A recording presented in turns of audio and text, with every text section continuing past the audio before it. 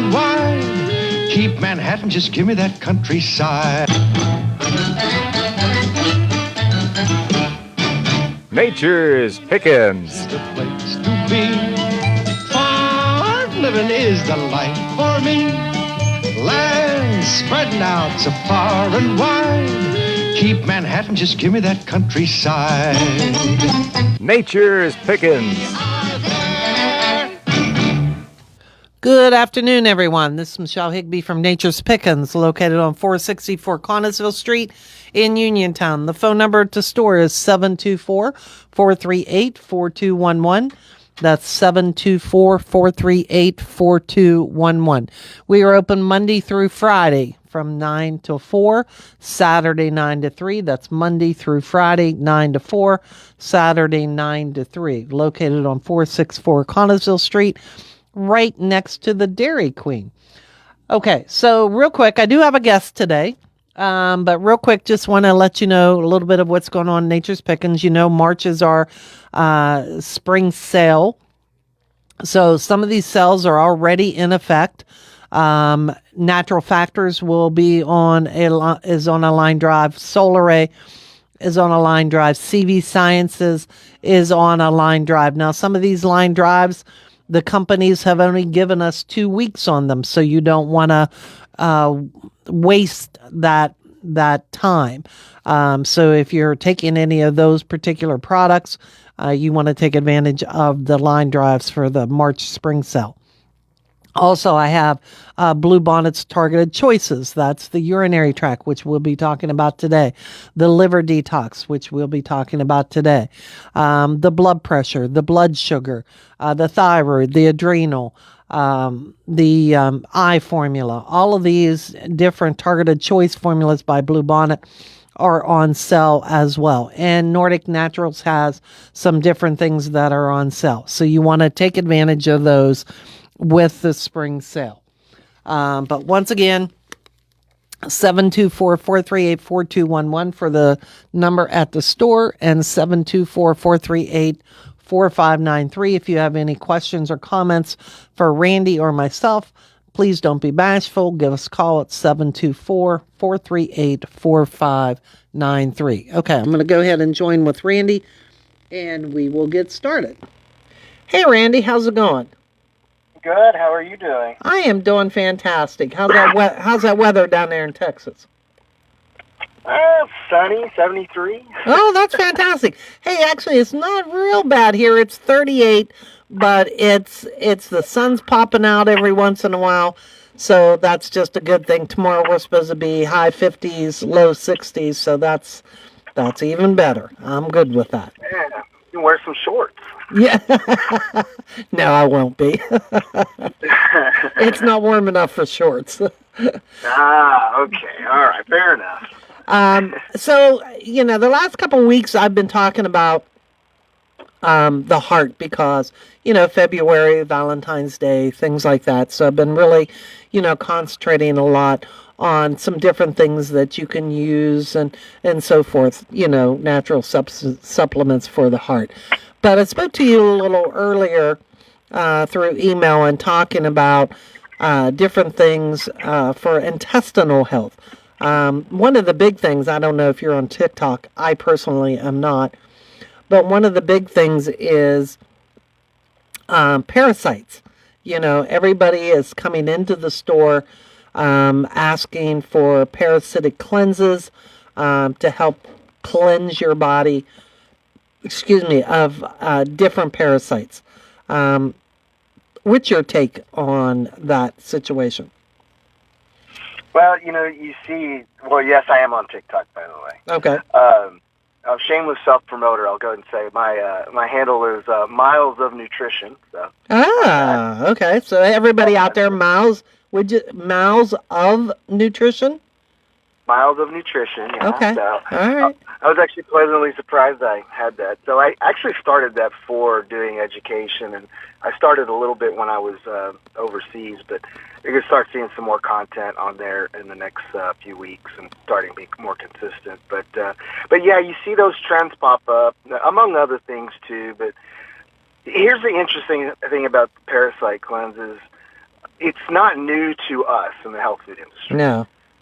In fact, it's actually, I like that you're seeing the trend, because what you're seeing is a whole new customer come into the store. Mm-hmm. Because you're not going to go to Walmart and find a parasite cleanse, or CVS, or Sam's, or anything like that. You really got to go to health food stores, because we've known that topic for a long time. So I am appreciative that it is bringing a new customer into the store, because they're asking really good questions. Yeah. And then it also leads to other things. Are you taking your multi? How much fiber are you taking? Have you done a liver detox? So it's nice to see those customers come in. And my take on it is, we have a lot of things in the store that have been around decades. Yeah. that are specific for that. But we definitely want to give them some guidance when they come in, especially if they start detoxing too quickly. Then they start feeling like those flu-like symptoms.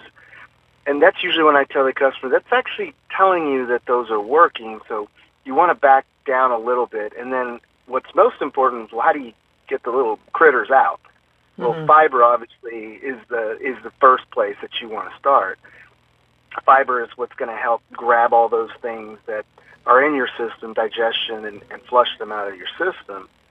And then that's also where probiotics come into play, having that healthy bacteria in there. And also the S. boulardii, which is really good at attacking any kind of pathogen that gets into your system. So I do like the trend. It's getting a new customer in the store, and like I said, we have a lot of knowledge about those products already. So bring those questions. I love it. Well, let me ask. I'll ask you a question. So, if somebody, if you're looking at TikTok and all the different things are coming across the screen of TikTok, and you think, oh wow, maybe I should be doing this, or is there anything specific, symptom-wise, that somebody would probably be experiencing if they had a parasitic, I'm going to use the word, infestation? It kind of masks itself as digestive problems. Okay. It masks itself as in weight gain, as in, mental fog. I mean, a lot of the things that customers come into the stores already for can be, underlying issues with that. It might not be that, but a lot of times they are associated, and they're kind of across the spectrum when you start talking about symptoms, and a lot of people don't think, well, I don't have parasites, I don't get exposed to that, I drink clean water, and while that may be true, it's still actually really good to try doing it, a parasite cleanse. I mean, I'm going to tell everyone all day to do a liver cleanse, right? But if you're having some just kind of issues, digestion, or fatigue, weight gain, those sort of things, it might be a good idea to try it anyways. And the supplements they've been around for so long, you don't have to worry about a lot of issues that are caused by them. Now, what about you know how some people say, wow, just every once in a while, it's just really crazy. I feel like there's something in my intestines. Just like, and believe me, I've had people tell me this. It feels like something's moving in there. And I'll go, oh, like a gurgling or something like that. Well, yeah, but different. Would that definitely be one of those that you go, well, maybe you better do a cleanse? Yeah, that would definitely be one. Like those weird, those weird symptoms that you're not really sure about. Yeah. Like I know something's not quite right, and then if you do have a parasite kind of, infestation, I guess you could say, I mean, it also manifests itself as other things like flu-like symptoms. Okay. And so, it's not a bad place to start. But I do encourage people, there's that fiber part that's so important, and the probiotic part that's so important in there. That's going to be a more balanced way of doing it versus just saying, hey, you have some sweet wormwood or, black walnut or cloves, and you're just doing one approach to it. It really should be more symbiotic than that. It should be a couple different things, and that's why it's good that people are coming into the store asking so we can pass that knowledge on to them. Yeah, I've also read that black seed oil is very good for parasitic cleanses as well.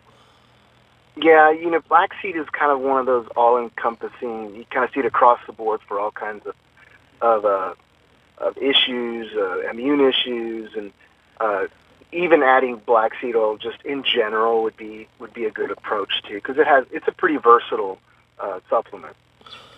Now, so somebody, I mean, we're coming spring, and everybody is thinking about spring cleaning their house, their garage, all this different stuff. Spring cleaning the body is also a very good thing as well. So, if we're looking at doing a parasitic cleanse, should we also look at doing maybe some type of a liver colon cleanse afterwards? Yeah, definitely. Especially since, the liver, number one, you can never go wrong. The colon cleanse for sure, because a lot of the colon cleanses incorporate some of the parasite cleanses. You probably have a good variety of those.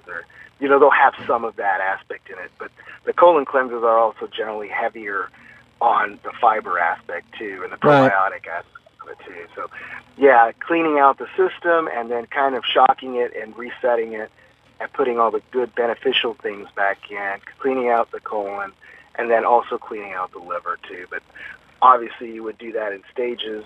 Right. How long? Let me ask you a question with that, Randy. How long should someone basically do these cleanses? Like days, weeks? Most of them are going to be about a month. Okay. I think 2 weeks is about the minimum. Okay. But even like your traditional box cleanse, they're going to be 10 days up to 30 days. Okay. And I think part of that is also you want to kind of do it gradually through the month. I mean, you could obviously do, like, let's say, for instance, the yeast cleanse. This would be kind of the same example. You probably have, what is it? Solaray's had one forever. It's called yeast cleanse. Yeah. Yeah, and I think the serving size is like 6. Yeah. But you can take up to 18 of those things.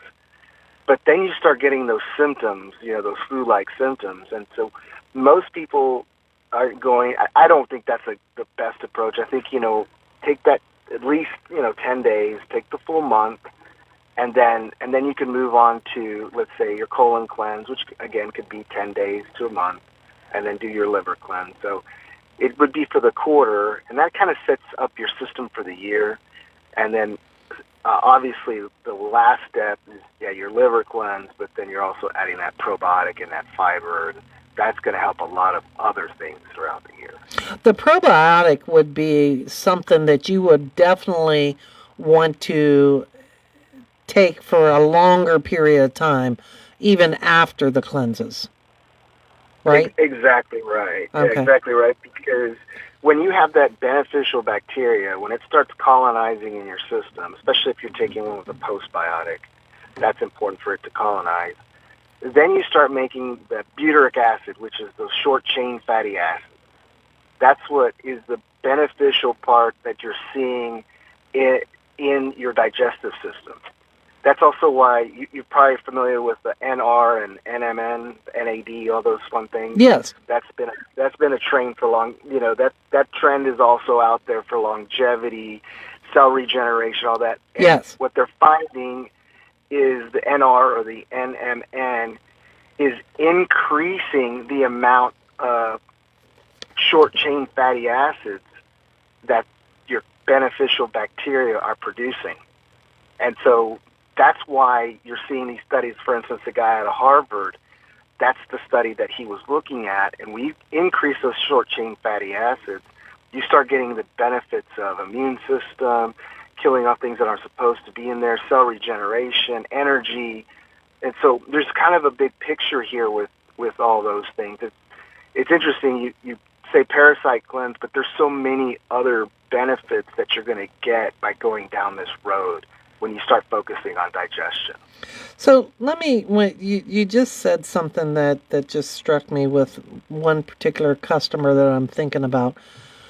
When you said the MNM and like the NAD plus and stuff like that, and these short chain fatty acids,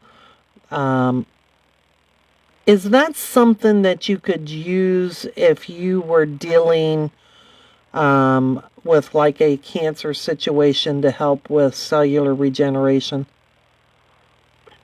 When you start getting into that aspect of it, you got to think about what cancer is. Cancer is going to be an abnormal growth of Right. cells. Yeah. So we have to be really careful when we start looking at those things. We need to look at it as the approach of beneficial bacteria that helps the immune system. Okay. That's a given right there. Yeah. Without a doubt. As far as the cell regeneration, apoptosis, which is cell death or cell suicide, where the cells are killing themselves off in order to protect your system, you start getting into a whole nother realm of expertise. And generally what I will tell people is like, you can't mess up good bacteria. You can't mess up black seed oil. I mean, it's beneficial for a lot of things. Fiber, more of the functional things that you see, because those things attribute to, if you do that throughout your life, you have good bacterial flora, good fiber, good all those things that you're supposed to do, your incidence of those cancer rates go down. But once someone's kind of is down that road, I usually just try to give them good basic nutrition and start from there. Okay. I was just thinking, they've undergone, this particular person I'm thinking of is undergoing tremendous chemotherapy, and, done with that part of it. And now she's kind of on the rebounding type part of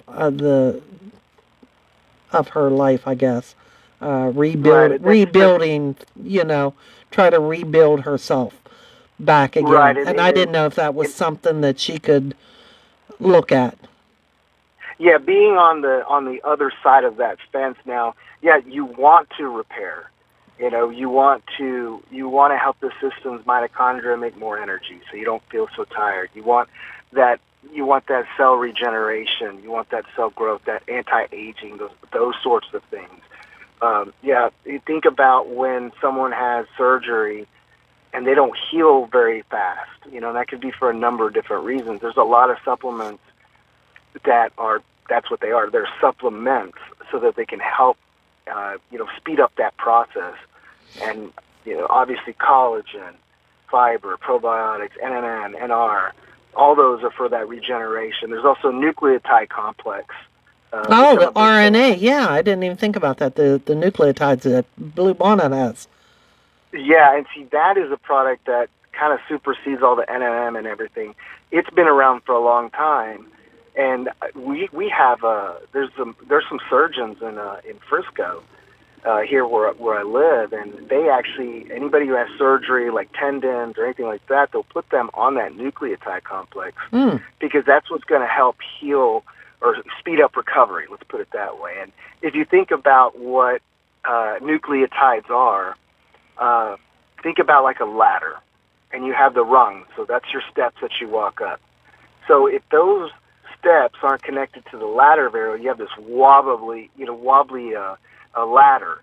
So what nucleotides do is help strengthen those bonds there, and so you have a nice sturdy ladder so you can repair. That's what it does. Oh, okay. Fantastic. So it's very much in that longevity, cell regrowth, and repair. Yeah. That nucleotide complex is very much that. It's just not the top of the TikTok list right now, but I wouldn't be surprised if eventually people start learning about that, because I've known about that for quite a while now. So it's within the same realm, the nucleotide complex. Well, I don't think a lot of people talk about it, so That's the one nice thing about us having the show every week, so that we can, talk about these different things that, you just don't, because you just don't hear about, because if you don't hear about it, then you don't question it. You don't have people asking you those questions. So, I'm really glad that we do this, and I'm glad that you come on with us also, Randy, to, so that we get this information out to the listeners, so they know that there is supplements out there that can help them, speed that recovery, heal that whatever's went on with them a lot better. And that's great to know that the nucleotides are one of those products, one of them that can help Yeah. them get through stuff like that. And that's also, again, why I'm happy that you're seeing kind of the parasite trend, because it's bringing those customers into the stores. And if they're hearing about parasites, cleanses on TikTok, they're going to be hearing about NMN and NAD and Yeah. NR and that cell regeneration, growth, and all those things. So I always encourage people that when they come in, you should have like your sleep stack. What are these supplements? I know these are for sleep. Sometimes we get fixated on what's in it. What ingredient are we looking for? Mm-hmm. Well, really, you can come into the health food store and say, listen, I need a sleep stack for sleep. I need one for energy. That's where creatine comes in. You make more ATP, got more energy, then you can add something like an NMN, BCAAs.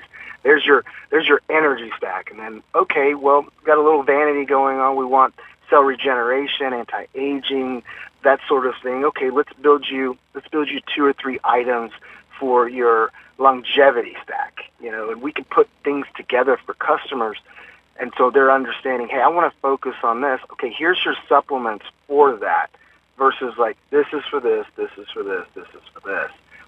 It's easier for the consumer to say, okay, I want to focus on this. Here's what I'm taking for it.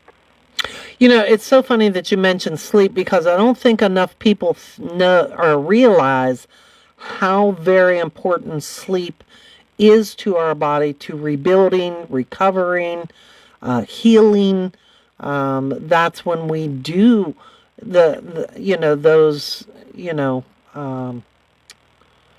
actions in our body, and we definitely have to have good, solid sleep. Exactly right. I mean, you got to it before I could. I mean, you have those people coming in for this cell regeneration, longevity, heart health, to make us our quality of life better, make us better energy. But then the flip side of that, well, are you sleeping? And so that's when we repair, and that's when those supplements come into play. And so, yeah, that's the second part. Yeah. So step one here, and then we got to get you to sleep. Make sure you sleep good. So when you sleep good, you make more hormones. You repair better. You absorb more minerals.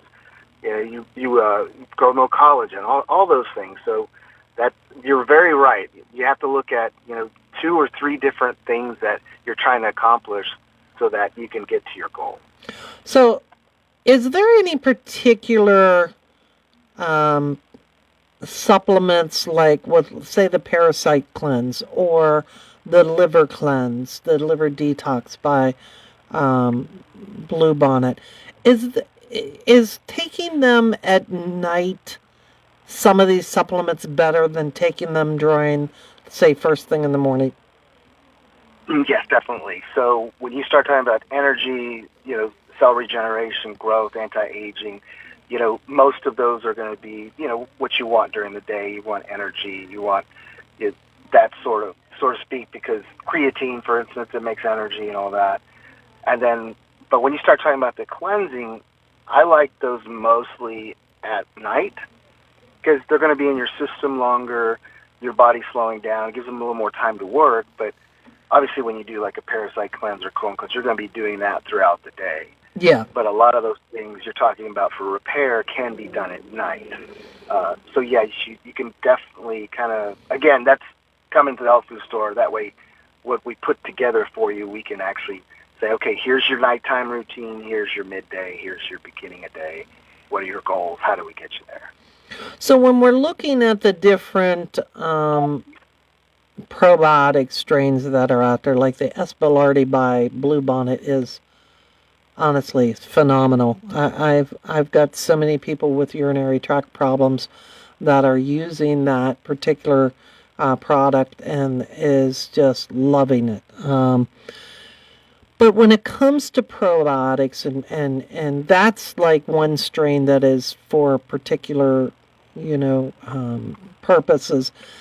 When you're dealing with these parasite cleanse or colon cleanse, intestinal cleanse, is there any particular probiotics that someone should look at using during, and then is there one that maybe afterwards they should be looking at?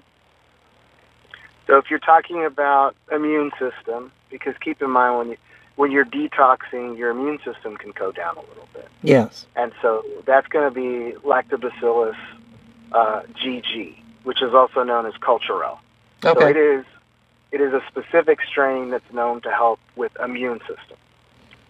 And then the other two strains you're going to be looking at are going to be the Helveticus strains, Lactobacillus helveticus, Lactobacillus rhamnosus. Those are more of your gut-brain axis. So when you support the gut, it actually helps the brain, and then, the brain helps the gut. There's your second brain, that gut feeling. But then you're also seeing those strains are encouraging your lung function, your kidney function, your heart function. So there's strains that help other things. So regardless, let's say you're doing a parasite cleanse, excuse me, those strains are going to always be your go-to no matter what. Now, you brought it up, Espelardi. Well, Espelardi is different because it actually likes to attack and bind to pathogens, microbes, viruses, parasites, anything that's an invasion in there, and it puts proteins on it. So now your immune system can see it. So I always call Espelardi your security guard. It's your bounce man. He's in there going like, hey, you're not supposed to be here. He tags you with a sticker, and now your body's going like, okay, you're not supposed to be here. We need to get you out. And so it very much goes with parasite cleanse also. Okay. So is a multi-probiotic then something that would be good to use? Like Bluebonnet has the pre, the pro, and the postbiotics. Would that be one that would be a good one to use during these cleanses or even afterwards? Yes and yes, and I want to tell people specifically why. If you pick up, let's say, our pre, pro, post, okay, there's three strains in there. If you pick up our women's, there's 5 strains. If you pick up our general probiotic, there's 3 strains. They're all, number one, purposeful strains with clinical studies. That's very important. They're DNA verified, which is also very important. Just like me and you have DNA, so does bacteria. You want to make sure you're taking the correct thing and what's on the label. So that DNA verification is very important. In fact, it's sent to the Pasteur Institute in Paris to verify those strains. So, and the other analogy I always kind of use is you hear multi-strains all the time. Mm-hmm. And my question always is to someone is like, have you ever had a roommate before? And most people are like, yeah, I've had a roommate at college, or I have one now and all that. And I tell them, have you ever had 65 roommates at the same time? And they kind of look at me like, no. It's like, exactly right. More strains is not necessarily better, because let's say you have 3 strains at 30 billion or 65 strains at 65 billion. Well, that's 65 strains. We don't know how they interact. Are they all verified? Do any of them compete with each other? The kitchen sink approach is something that you saw in the probiotic industry for a long time. More is better, higher dose is better. But what they're finding now is, no, we want more purposeful strains that have studies, that we know how they interact with our system, that we know how they interact together. And that's why I love the approach that we have. We have purposeful strains, clinical strains, DNA-verified strains, symbiotic strains, and you're getting the benefit of 3 strains or 5 strains, and you know what they all do, versus having the kitchen sink and going down like, well, what's this for, what's this for, what's this for? Where's this come from? Is this verified? Is there any studies on this? So I do appreciate that there's probiotics are out there in the market. The multi-strains, I usually tell people, look at your package, look at the label, DNA verifications. Are these strains that there's studies about? Do they compete? All those things are super important. And so I love our approach. There's other good probiotics out there also. I just tell people, be wary. More is not necessarily better in this case. How much value should people take on what they're eating, what they're putting in their body while they're on these cleanses? Is there any particular diet that they really should be maybe avoiding certain things while they're doing these cleanses? Well, I probably wouldn't be eating at the sushi restaurant every day while you're trying to do a parasite cleanse. That is true. That is true. And if you're camping a lot and eating some animals out there, that would be no. Also, but no, I mean in general, we're both big fans of Mediterranean diet. Yes. It's a clean diet. It's got healthy fats, healthy carbohydrates. It has a long track record. The less processed food, the better. And unfortunately, so fasting is not a necessity during a cleanse. It isn't, Okay. But I do like fasting, and you're probably familiar with Master Cleanse. Yes. Yeah. I think everyone should do a fasting cleanse at least once a year. I think it's fantastic. If you've done it, I've done it. Your clarity, your digestion. I mean, you feel really good afterwards, and you're like, why don't I feel like this all the time? Well, that's telling you something. After you fast and you start integrating food again, especially real food, it's amazing how much energy you have, clarity, less digestive issues. And so I'm telling you, I think it's one of the best things. And you probably have the book there, or you probably have it written out for customers. And I encourage you customers out there listening, go to the store and ask for that recipe. Yeah. It can be a short one. I think at the longest is 21 days. I think you can do it. Yes. Or you could do it shorter. And you can do it shorter also too. And it's documented in time too. I mean, even biblically, you see that fasting is therapeutic. Oh, absolutely. 40-day fast. Yeah. So when we're dealing with the intestinal health, so many people, Randy, say all the time, I eat and I no sooner get done eating and I'm bloated. I feel like I'm 9 months pregnant. And that might be a man saying that. Or my stomach starts growling and 10 minutes later I'm in the bathroom. What exactly, for the listeners, could these symptoms, I always think, especially the 10 minutes afterwards, of irritable bowel syndrome probably. But the bloating, does that really kind of depend on age, like how old you are, like maybe not enough enzymes, or we're not breaking our foods down right, or maybe it is parasitic? How do you determine what might be going on with you? So when I start talking about like bloating and all that, think about what that is. It's food that's fermenting. Mm-hmm. So if that food is fermenting, that means it's not being digested. It's sitting around long enough to make carbon dioxide. And so that's going to be that expansion that you're feeling, that gas. And so that's what bloating is. It's fermentation. So that means that pH isn't correct in the intestines, or there's not enough beneficial bacteria to help with that. And especially, like you said, enzymes. Enzymes break things down for us. And we make them ourselves, but if we're not making, enough enzymes, that's definitely going to attribute to that bloatiness. And I think one of the tricks that we used to do at the store was you get some betaine HCl, which is hydrochloric acid, and you would take 2 at a time on an empty stomach, and then you would take another 2, like 10, 15 minutes later, another 2, until your stomach felt warm. What that's telling you is if you're not feeling that almost immediately, you're not making enough stomach acid. And, there's always this like, oh, stomach acid's bad. It eats holes, makes ulcers. No, actually, that's bacteria. That's H. pylori. Your stomach is supposed to be acidic, and a lot of people don't have enough enzyme production, which makes more hydrochloric acid.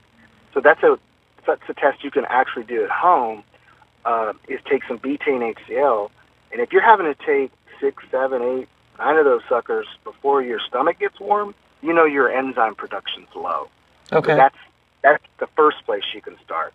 You also know your digestion's probably not the best at that point either. And then think about what fiber does. Fiber grabs things and gets it out of the system so it doesn't sit around and ferment. And then now kind of lastly to what you were saying, now all of a sudden I've got irritable bowel, I've got to go to the bathroom. Well, that's because you don't have enough mucus in your digestive tract to protect that irritation, which means you don't have enough short-chain fatty acids, that good fat, in your digestion. And that's why your body's getting inflamed quickly after eating.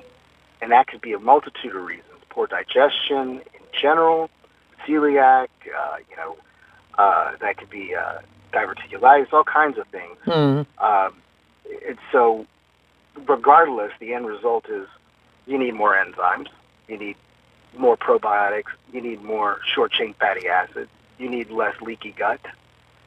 So it all goes back to digestion, and we've talked about this before. When you help your digestion, your gut, it helps the brain, and your brain's less stressed. If you're less stressed, you have less digestive issues.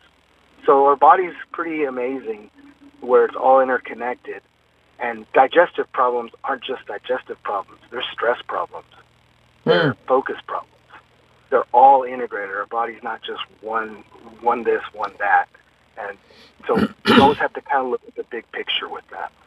When people are using Tums, even chewable calcium products, proton pump inhibitors, isn't that those going to kind of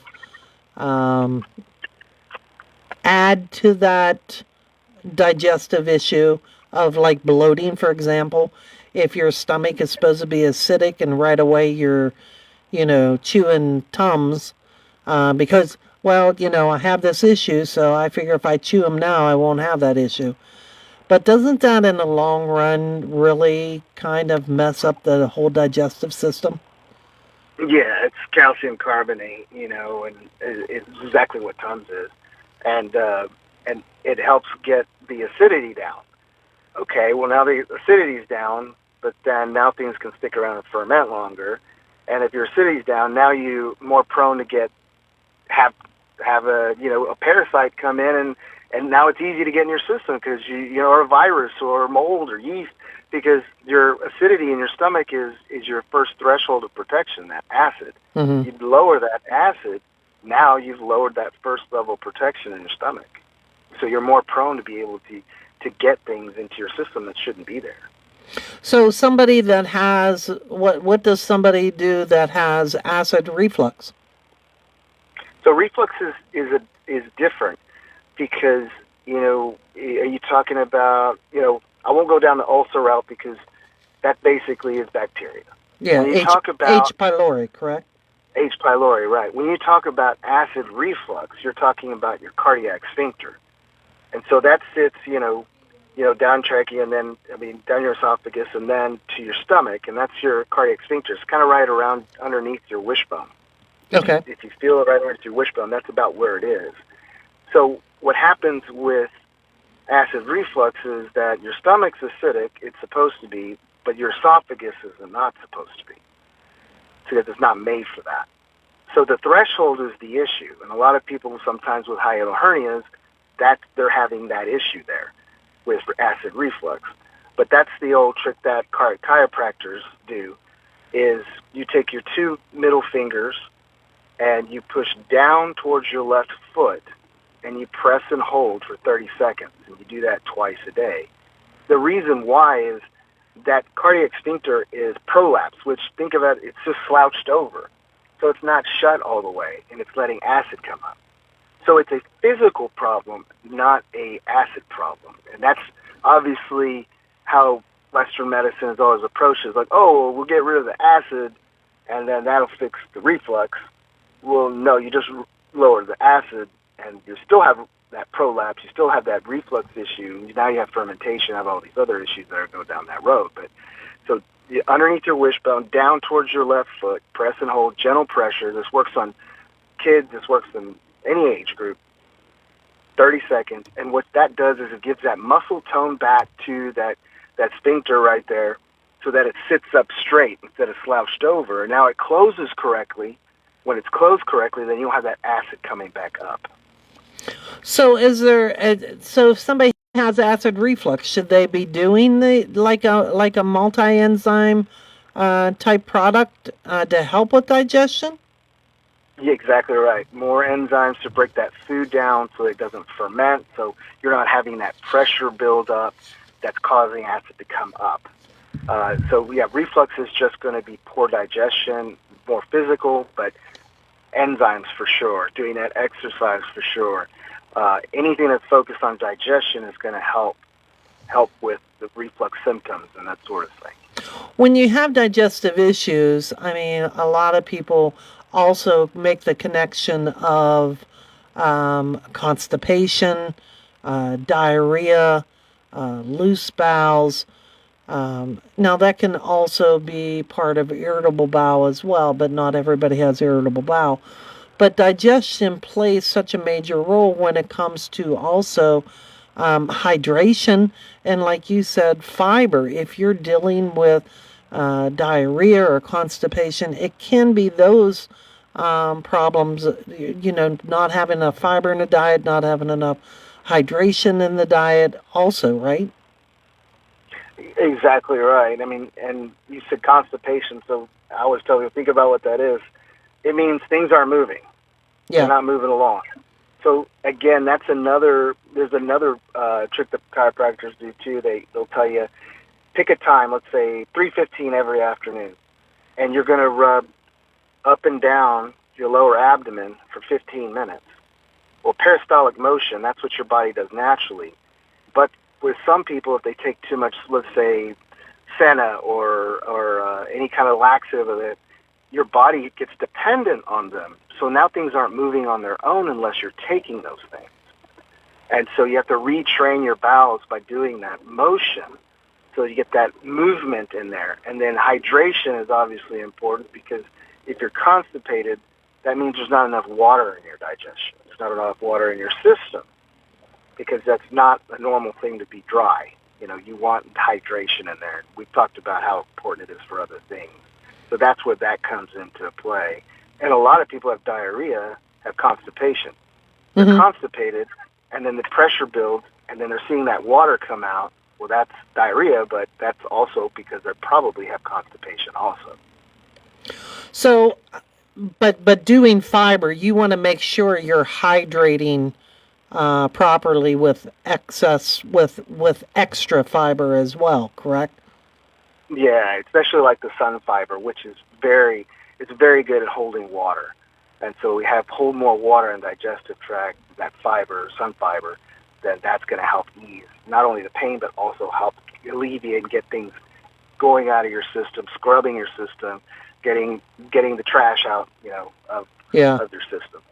So doing the sun fiber once a day, a lot of times will help to re-regulate people maybe that's dealing with constipation? Yeah, sun fiber is one of those products that I can tell someone to take it once or twice a day, and you're going to know. Okay. You start drink water, put it in your water, which is great. It doesn't taste like anything. It doesn't make the water thick. You put it in your water. You don't. Yeah, that's one of the nasty things a lot of times with some of these fibers is they gel up and get real thick and kind of nasty. Yeah, you won't even know it's there. And how else can you get 6 grams of fiber per serving and just drink water? So it's great. You can put it on food too, by the way. Fantastic.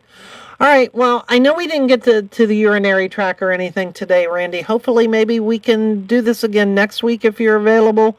and we can go in that direction, because I think that's a very important subject as well. We have a lot of people in our area dealing with these issues. To be continued. All right. Thank you very much, Randy. I appreciate you coming on. Thank you. All right. Talk to you next week. Bye-bye. All right, everybody. I hope you learned a lot today. I know that I did. And any questions that you may have, you're more than welcome to call the store at 724-438-4211. Next week, we are going to be talking about the urinary tract health. A lot of people dealing with that issue locally, so I think that's going to be a good show as well. And like I said, always, if you have any questions, feel free to call. Don't be embarrassed. A lot of people, I think, when you ask questions, they learn as well. That when you're asking what's going on with you, so don't be bashful. Call us next week, and if you're dealing with this or some other problem as well. All right. Until then, have a great weekend. This is CBS News on the Hour, your home for original reporting. I'm Jennifer Kuiper. Former Secretary of State Hillary Clinton is answering questions from the House Oversight Committee regarding the Jeffrey Epstein scandal. CBS's Michael Wallace. In her opening statement behind closed doors in her hometown of Chappaqua, New York, Clinton said she doesn't recall ever meeting Epstein and has no knowledge of his criminal activities. Former President Bill Clinton will testify tomorrow. California Democrat Robert Garcia is the committee's ranking member. The person who actually appears more times in the files than the former president, who we want to speak with, is President Donald Trump. Neither Trump nor the Clintons have been accused of any wrongdoing regarding the Epstein scandal. Michael Wallace, CBS News. Investigations are underway into the killing of 4 people on an American speedboat after allegedly opening fire on Cuban border patrol.